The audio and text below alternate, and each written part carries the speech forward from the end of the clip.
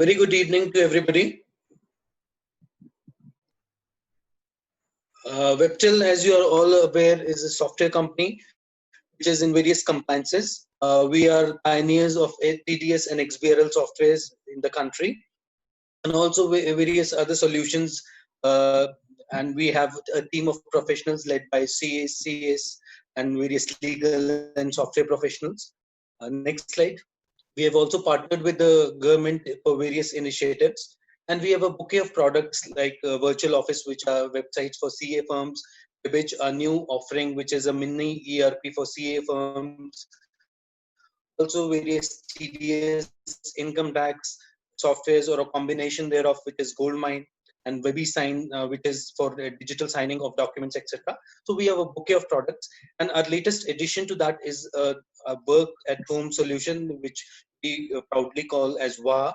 And in this pandemic situation, I think we all have faced problems in working properly, and because offices are not fully functional.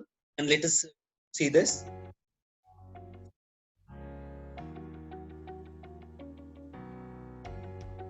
Social distancing is a new norm in the unprecedented situation. Stay home, stay safe.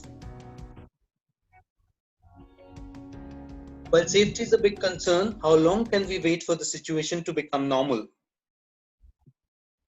How to keep working while taking necessary precautions is a challenge for everybody. We need a utility to let us work at home. What is WA or work at home?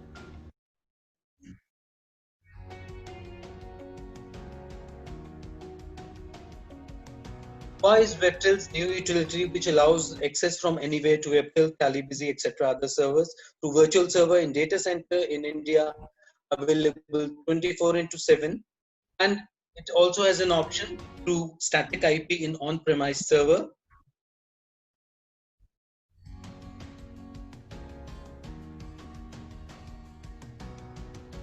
Now the question would be how WA works. Let us see. Get server access through WA. Softwares like Tally, Busy, Webtel, etc. installed on the server only. Only WA installed on employee PC, no need for other softwares. Employees can get anytime, anywhere access to softwares on server, and access to user as per need to use basis.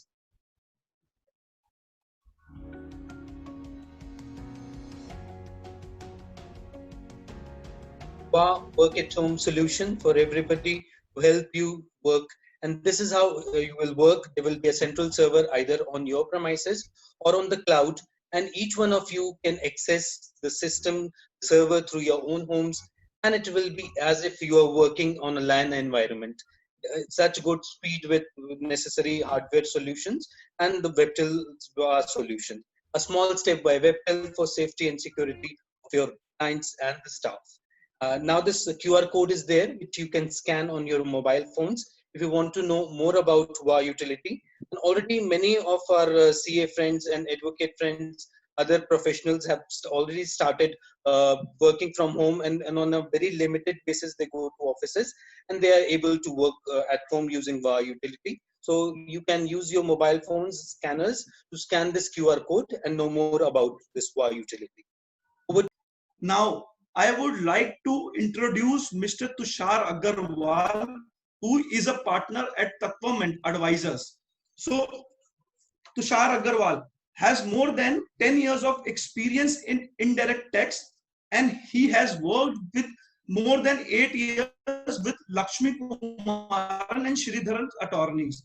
He was also deployed with GSTN network for the purpose of GST implementations and has worked closely with the government officials. He has worked extensively with the government of India for the purpose of designing in GST returns, audit formats, and other reciprocating formats like ITC04. He has handled multiple GST transitions and implementations projects, post-implementation reviews, transitional plannings, trainings, registrations, preparation of procedures and policies, and filing of returns, and helped business in optimizing their models. He has been an active member of various trade associations such as PhD, CREDAI, etc.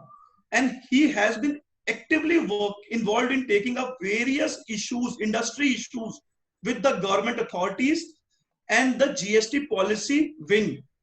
He has also made many research papers and articles in reputed national as well as international journals and has been acknowledged by various research agencies for his extensive input in the GST regime. Now, it is our privilege to have you on our forum, Mr. Tushar Agarwal. You may please start your presentation, please. Thank you so much for your kind words. I wish happy CA Day and happy GST Day to all the participants. Coming straight away to the topic, in next 25 minutes, we will discuss the landmark jurisprudence and the propositions that has been developed under repeal and saving clause, input tax credit, reverse charge, and valuation. The first issue which have been faced by the taxpayers is whether after implementation of GST, can department come and raise a fresh show cause notice or an investigation? Can they start the new proceeding? We have witnessed multiple judgments on the very same topic. Friends, after implementation of GST, the erstwhile law, that is service tax law, excise law, was omitted and repealed. The impact of repeal is very wide. It means even if you have evaded the tax, the department cannot come and recover from you because they don't have the provisions, because the act has been repealed. It is then recourse is given to the saving clause. When we see the saving clause under GST, section 174(2) deals with saving clause, and it provides that the repeal of act will not affect any right, privilege, obligation, or liability accrued, acquired, or incurred under the previous act. Similarly, it says that any investigation, inquiry, verification which can be instituted, continued, or enforced. The real issue which the taxpayers were facing was whether department can continue only the existing litigation, or can they even issue a fresh show cause notice, can initiate a fresh verification or investigation. So we have two series of judgments. One category of judgment laid down the law that since the one section 174 uses the term instituted, it only covers the proceeding already initiated before the implementation of GST. So we have Gujarat High Court, Delhi High Court, Jharkhand High Court, all these kinds of judgment. In the second category of judgment, the court has laid down that when we talk about 172C, it talks about rights and obligations will be intact. So rights not only of the even of the department. So reading 172C and E together, the courts have laid down that all the investigations, inquiries, not only which have been instituted, but even new inquiries and new investigations can be done. So clear cut, we have two series of judgments. One laying down that you cannot do a new investigation, cannot issue a fresh show cause notice. Another laying down that government has enough power to issue a fresh investigation, issue a fresh show cause notice. So it will be interesting to see how in future finally the Supreme Court laid down the proposition. Sorry, Tusharji, to interrupt you. Can we have full screen, because we are unable to read what's coming on the screen. It's on presentation mode only. Sir, try to get it on viewing. Now? Yeah. Now slideshow, sir. Slideshow. Now? No, sir. Sir, slideshow. I've done the slideshow only. Let me again reshare the screen. Yeah.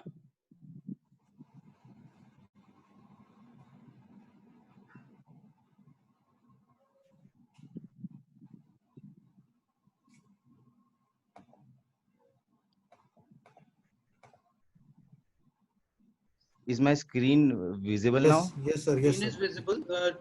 In This slides. F5 or I've done slideshow. I have clicked on slideshow only. Now? Sir, I think you can continue. You can escape from this mode. Right. Can you escape? Yeah, you can run like this. This is better. Perfect. Okay, go on. So what we have discussed till now is that we have various judgment on the issue whether a new show cause notice has been can be raised by the department or not. Clear cut, we have two categories of judgments. However, when it comes to service tax audit, please remember in service tax we have witnessed a series of judgments wherein the courts have held that service tax cannot be undertaken by the department. It's ultra virus. So Rule 5A got struck down. We had an amendment. Then finally, Delhi High Court in mega caps held that amended Rule 5A is also ultra virus, and it has been stated by Supreme Court. So in my view, if you get a service tax notice, etc., audit, etc., notice, then you can approach High Court for a stay.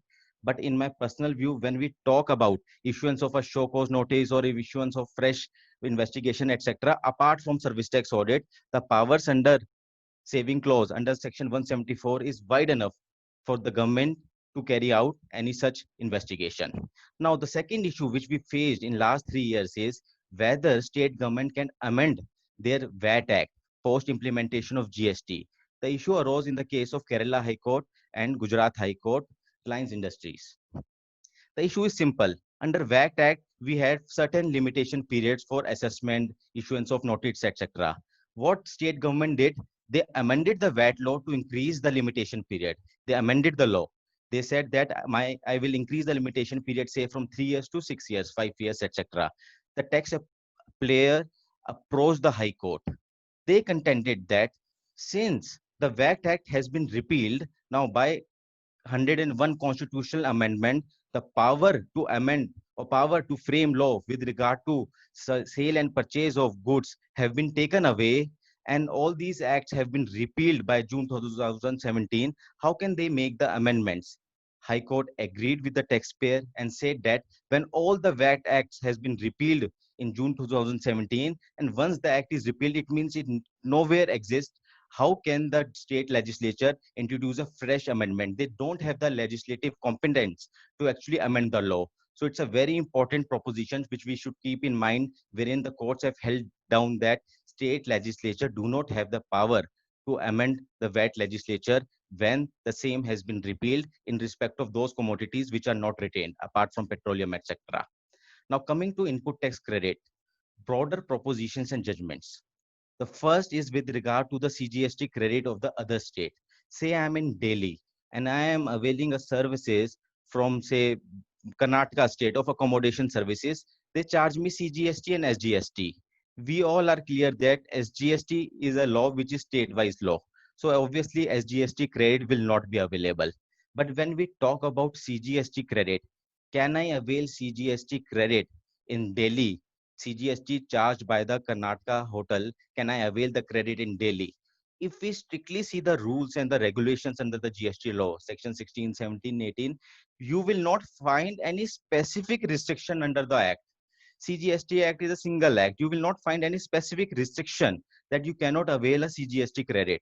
Obviously, the intention of government is never to give you a CGST credit of the other state.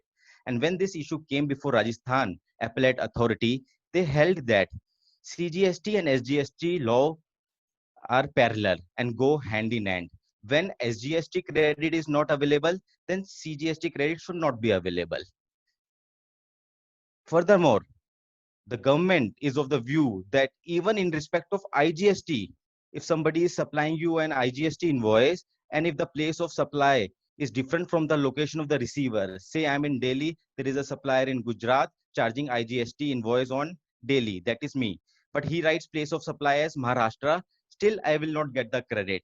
This is because of the reason of the advisory issued by the GSTN, which says that in GSTN 9, ITC related to those invoices where POS lies in state other than that of recipient have been excluded. So government is of the view that you will get the credit only and only if place of supply of that transactions falls in the recipient state.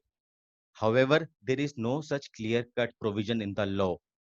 Maybe that may be the intent.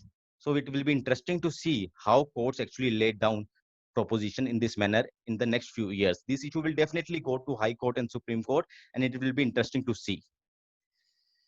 Friends, under GST, there is a specific condition that a recipient has to pay consideration to the supplier within 180 days. So if the consideration is not paid within 180 days, then the supplier has to recipient has to reverse the credit along with interest.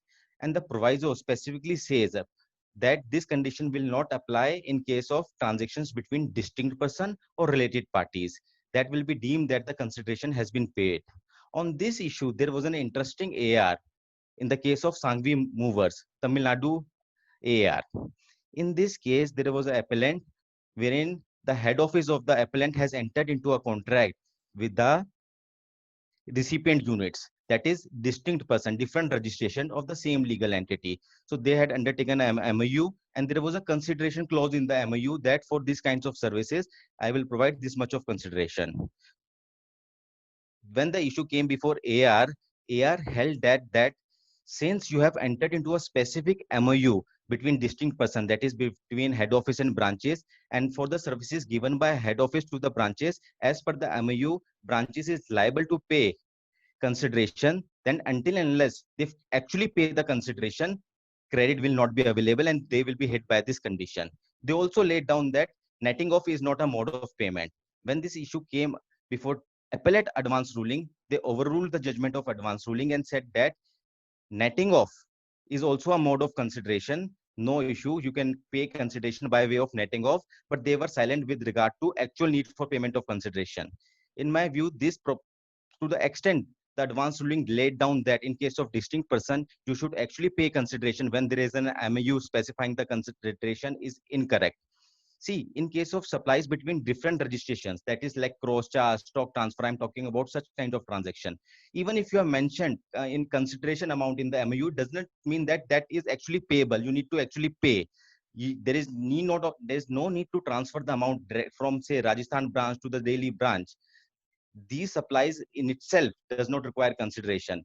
These are not supply itself. It's only because of schedule they have been deemed to be supply. Hence, to my view, this advance ruling is incorrect to the extent it says that there should be an actual payment of consideration.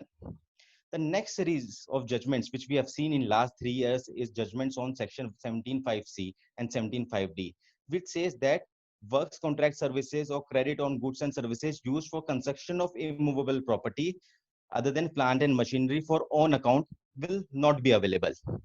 So 3 kinds of issues is something which we have witnessed. First, what do you mean by construction on own account? If I'm carrying out a construction for myself and then renting it, is it a construction on own account? Second set of disputes which we have witnessed is what you mean by plant and machinery. If I'm constructing a building, if I'm installing an AC, HVAC, fire extinguisher, etc., does it mean that I'm ineligible to get credit, or these will qualify as plant and machinery and I'm eligible to take credit? Third series of judgments which we have seen is what you mean by immovable property, whether something is movable, something is immovable. The one of the landmark and famous judgment in the case of Odisha High Court, Safari Retreats. The Odisha High Court held that in this case, the taxpayers was constructing a shopping mall and they have rented this shopping mall on which they were paying GST. The issue was whether they are eligible to take the credit of the goods and services which they have procured for construction of mall.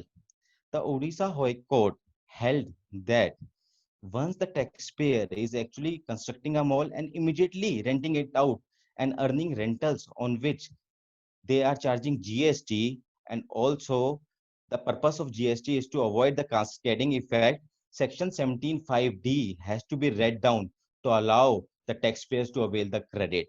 In a nutshell, Odisha High Court allowed the taxpayer to avail the credit on goods and services which they have procured and the property which is subsequently rented out on which they are paying GST.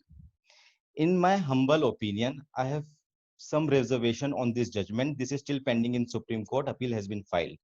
See, the Odisha High Court relied upon judgments like Eicher Motor, Daiichi, etc., wherein there was a different concept of vested right.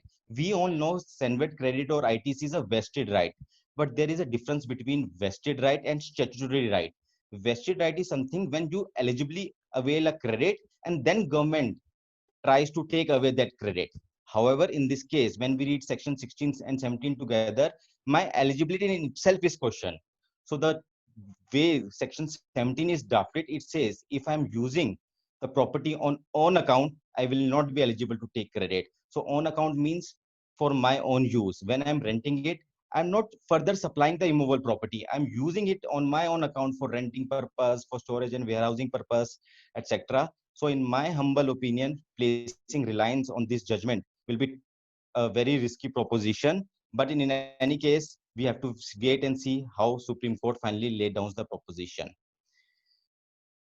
Now coming to the disputes related to plant and machinery, we had a Karnataka Triple AR, wherein they held that indoor surveillance system, fire extinguishers, chilling HVAC system, air conditioner, and various kinds of DG sets, etc., which was installed in a building, CRED will not be eligible. And the reason which they have given is that when these items are installed in the building, they form part of immovable property. They get annexed to immovable property. Hence, they qualifies as immovable property and CRED should not be available. In my humble opinion, when we talk about installation of HVAC system, lift, excavator, surveying system, DG set, etc., even they form part of immovable property, still it's a plant and machinery. The definition of plant and machinery is wide enough. So if I am actually availing these services as a separate supply, issuing a separate work order, it should qualify as a plant and machinery. So this plant and machinery concept, what will qualifies as plant and machinery, whether storage tank is a plant and machinery, breakwater is a plant and machinery, big refining system, they are plant and machinery. These will be the interesting issues which we will face in future.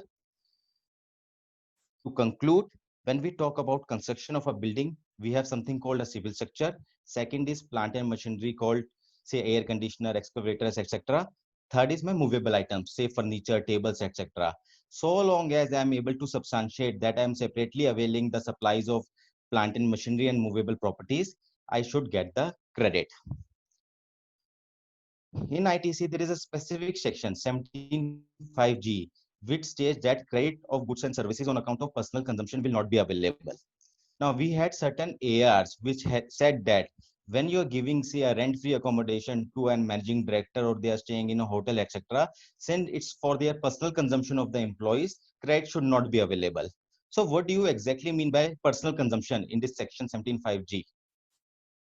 In my opinion, it has to be read qua the taxpayer. So there can be two kinds of taxpayer, an individual or a company. When I say I am an individual, I am a taxpayer, I am using, say, a laptop or certain goods for my official work also, for my personal work also.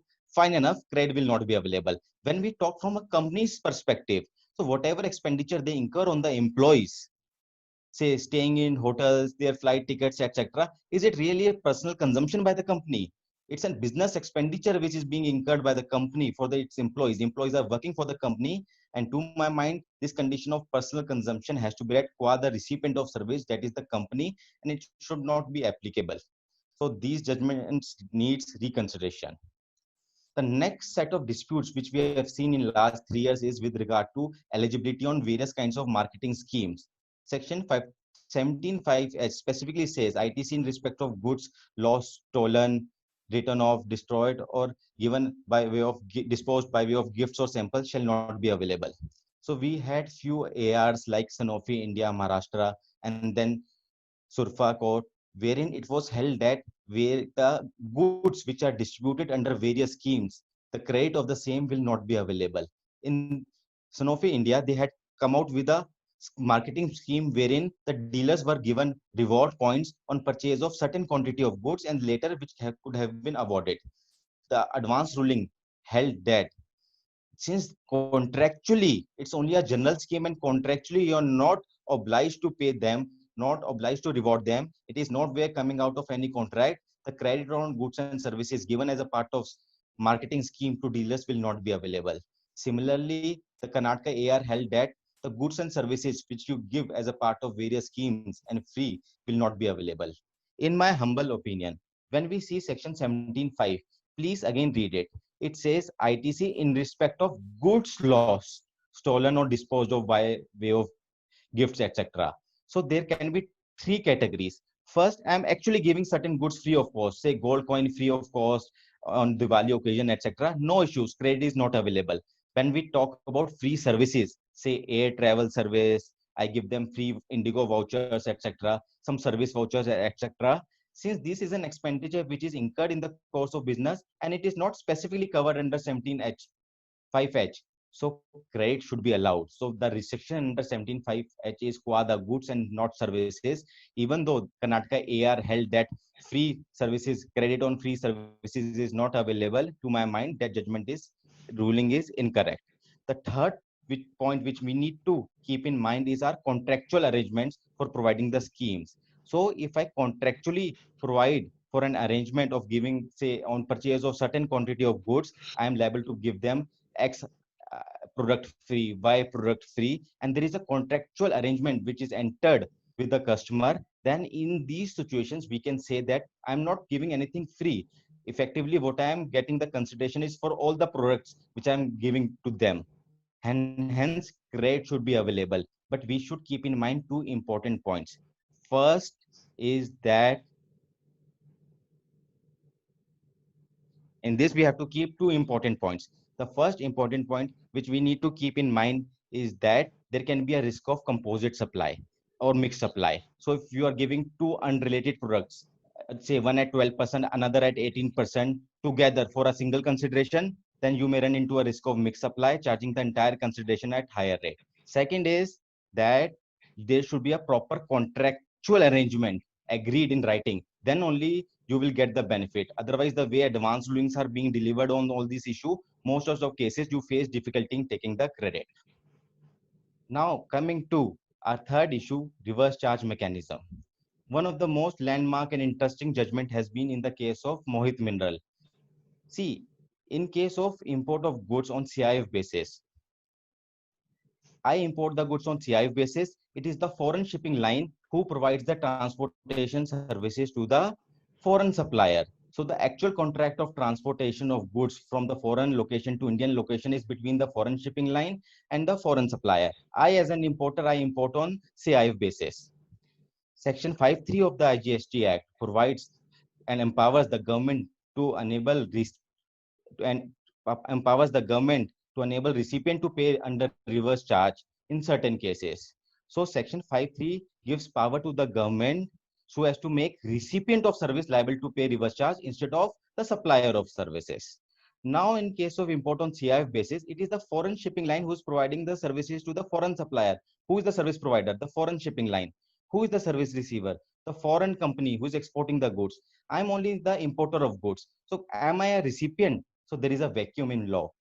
Under GST, under notification 8 by 2017 and 10 by 2017, they had come out with a deeming provision wherein they have deemed that importer will be liable to pay tax on such transportation services under reverse charge. So there was a vacuum in law which was realized by the Gujarat High Court, and Gujarat High Court categorically laid down that since I am not a recipient of service, since importer is not a recipient of service, and Section 5(3) can be used to can be permit collection of tax under reverse charge only through recipient route.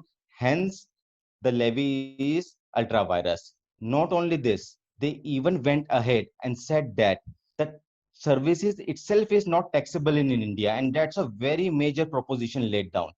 They held that tax can be imposed only on an intrastate supply or interstate supply. No doubt it's not an intrastate supply.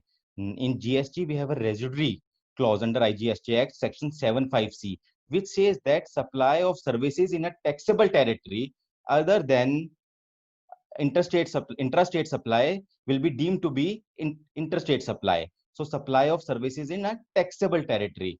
In this example, they held that when goods are supplied by a foreign ship, when the transportation services are supplied by a foreign shipping company to the foreign supplier, the service provider is outside, service receiver is outside, and just importer of goods in India, you cannot say that services is provided in India. It cannot be stretched to that level.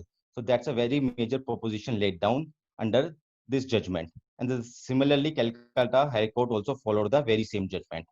Another interesting dispute which we had witnessed is on the director remuneration, whatever payments I'm making to the directors, whether whole-time director, independent director, non-executive, executive, we have all categories of director.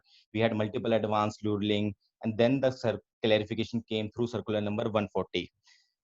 In a crux, what it actually held that if your director is working in the capacity of an employee and there is an employer and employee arrangement, then whatever payments you are making to those directors, they will not be considered for reverse charge purposes, and it will be covered under Schedule 3.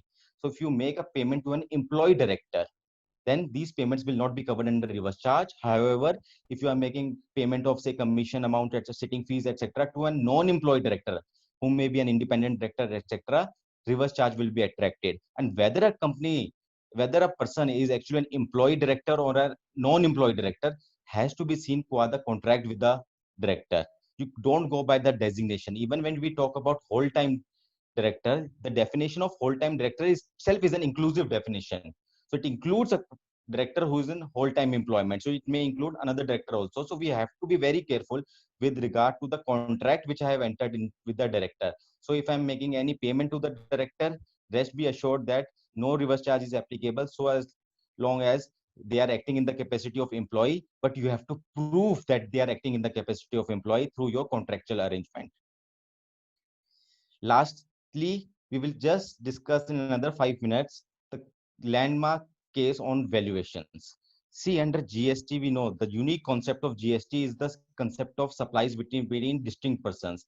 They have made every registration of a single legal entity as a distinct person, and any supply of goods and services between these distinct persons is always taxable. Examples are stock transfer. Then we have example of providing support services of head office providing support services to branches.